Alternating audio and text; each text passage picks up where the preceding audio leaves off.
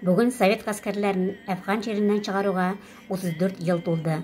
Шул уңайдан азнакайлылар Караләлә һәйкәле янына митингка җыелды. Әфган безнең йөрәкләрдә мәңгелек ут булып янасы.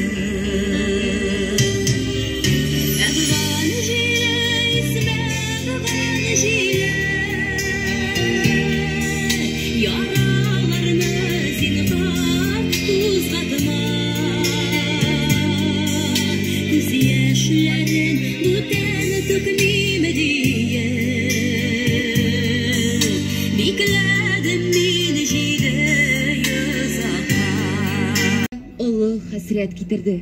Яп-яшь ир-егетләрнең язмышын үзгәртте. Алар барысы сугышның дәһшәтен, бүтән авырлыгын һәм газапларын, кайгы-хәсрәтләрен үз җилкәләрендә татыды. Оказываясь в ситуациях между жизнью и смертью, в ситуациях, требующих от человека проявления мужества, а иногда и настоящей воинской доблести. Огромное спасибо вам, ребята. Бигзор рахмәт сезгә. Үзегезнең бурычыгызны, хәрби бурычыгызны үтәп кайттыгыз.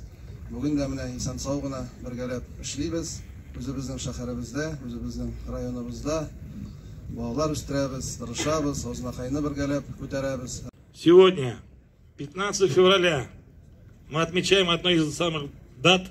Это вывод ограничивших советских войск из Республики Афганистан.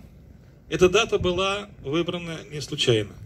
Ровно 34 года тому назад наши войска, военная колонна, вместе с солдатами и офицерами вышли из Республики Афганистан.